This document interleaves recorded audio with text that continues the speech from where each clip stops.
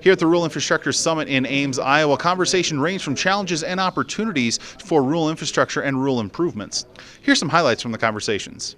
So my husband and I were looking to move to a rural, we're looking for our forever home in rural Iowa. And one of the things that, well, actually a lot of the things that we've talked about include, I need good roads to get to work every day. My husband needs good, reliable broadband because he works from home.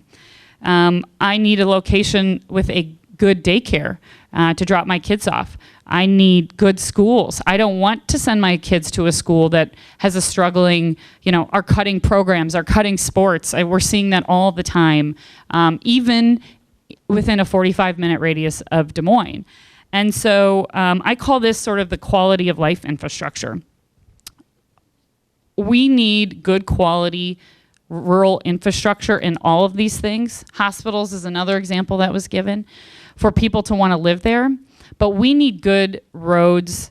We need good roads and rail and waterways to support the economies in those same places. So whether it's manufacturing or construction or agriculture, if those systems aren't strong and they don't have good transportation, we're not going to have a good property tax base to send my kids to that school. So as we start to all figure those out, I believe those are things that have an opportunity to be able to, again, keep our small towns full.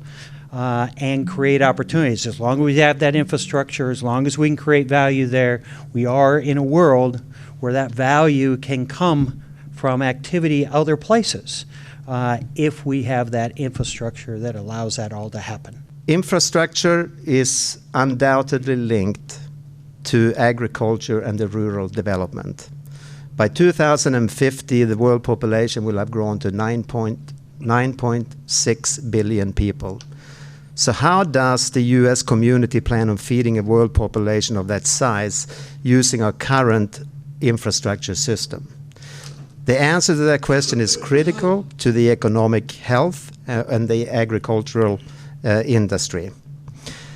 Agricultural is the largest user of freight transportation in the United States, claiming 31% of all ton miles transported in the United States. Much of this freight travels out of the country, supporting ag export that has now reached 130 billion and is one of the few sectors that is enjoying a trade surplus. An effective transportation system supports rural economies, reducing the prices for farmers to pay for inputs such as seeds and fertilizers, raising the value of their crops and greatly increasing access to markets. Manufacturing has the luxury of locating itself in proximity to infrastructure. In agriculture, we hope infrastructure locates itself in proximity to us, because agriculture can only occur where the ground conditions are right for it and where the climate conditions are right for it. So we're different than other industries. We really believe something needs to be done to start thinking outside of the box.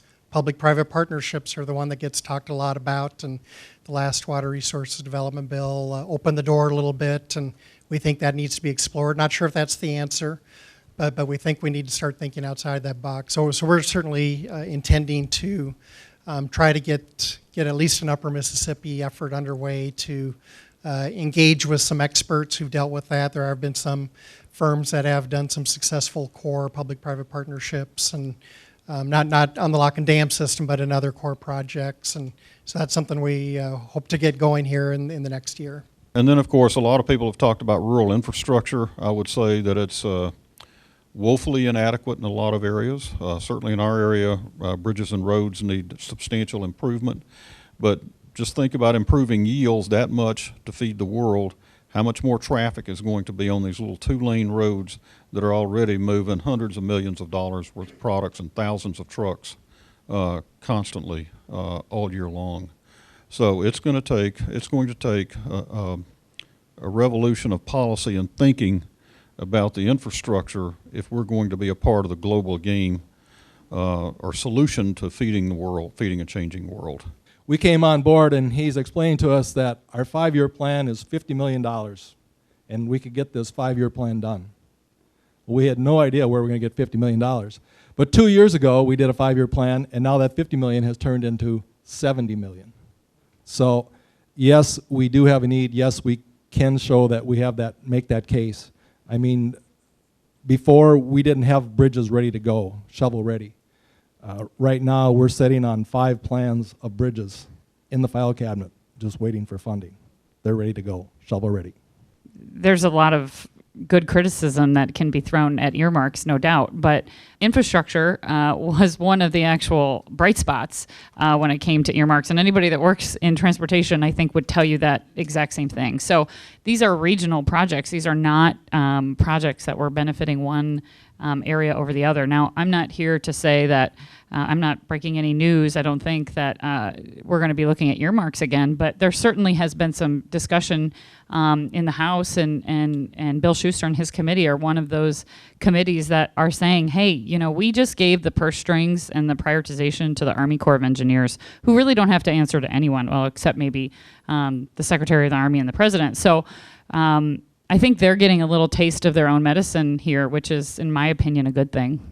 Yeah, I've seen some analysis of Congress. So, you know, of the 435 members of Congress, 36 members represent a district that's even 50% rural. So we are at a point in American society and in American policymaking where farming and agriculture risk becoming out of sight, out of mind. And that's so important that that can't happen. But where we focus on at CoBank is not just the movement of agricultural product. I mean, clearly that's critical. So what CoBank does is we finance a lot of agribusiness activities, and therefore the movement of the commodities to actually do, as Doug talked about, create that connectivity between supply and demand is essential. But we also heard, I think, very clearly that that is not a broad enough interpretation of rural infrastructure, that there actually has to be more. And we heard from Secretary Northey that, you know, let's keep our rural communities filled, which I think gets to kind of our heart of what we think about this at CoBank in terms of what it means for rural infrastructure. So we look at this, we have to have a complete infrastructure for supporting the agricultural producers in rural areas, the agribusinesses, to support not only the movement of the commodities, but actually the communities in which they live, work, and play. And we also heard from Amanda just the importance of her considering moving into a rural area doesn't have the quality of lifestyle that will retain and maintain people in rural areas. And the next generation of producers, the next generation of professionals who are going to live in rural areas.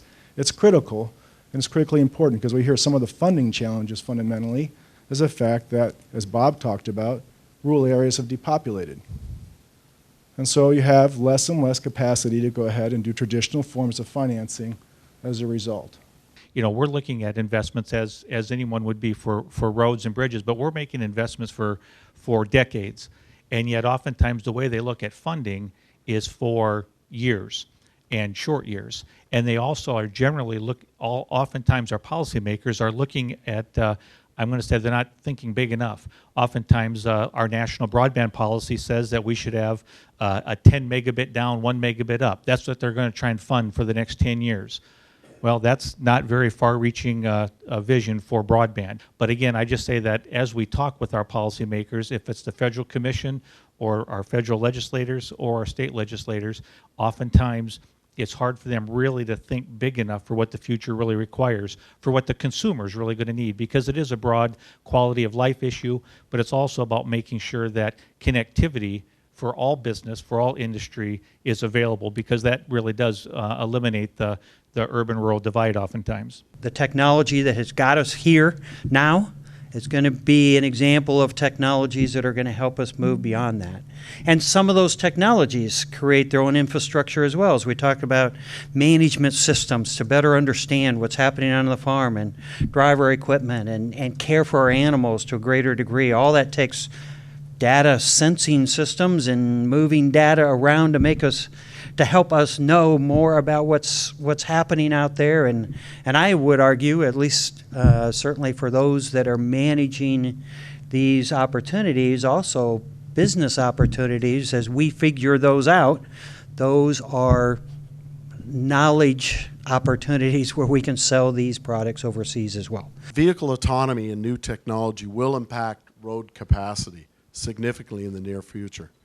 We believe full autonomy is 10 years away as technology and regulation become aligned. As a simple fact, an Iowa tractor today, 80% of them are steered by satellites today. 80% of tractors that are 100 horsepower or greater in Iowa today, 80% of them are steered by satellite. As you take autonomy onto roads, it allows you to pool vehicles and hold them and drive down the road much closer and much safer. Therefore, increasing capacity of those roads. Significantly more cars on the roads, but also being controlled by satellite. The requirement for increased road capacity is likely helped through technology. Instead of an investment in additional road infrastructure, roads in the future will require technology and smart connectivity. As Bob outlined the cost of a road, I suspect that the cost of a road in the future is going to go up, but I suspect that we're going to be building less of them and putting higher capacity on them in the future. I visited an agribusiness company in Ireland that provides feed mixing equipment to dairy producers. They do some business in the US, but a lot in Europe. So especially in Ireland and the UK, their average size dairy customer is like 75 cows, 80 cows, something like that, so not big. But by putting some chips on their feed mixing equipment, they effectively had a stream of data that came in to their headquarters with PhDs and master's degree nutritionists looking at that data. And when they saw something happening in terms of the milk quality, performance of the dairy cattle, something that didn't look right, the farmer would get a call on his cell phone from a PhD nutritionist saying, hey, Kevin, something's not right. And it's just like, wow, that's cool. Small dairy has access to as good of resources as any big dairy has, but it's really through the power of technology.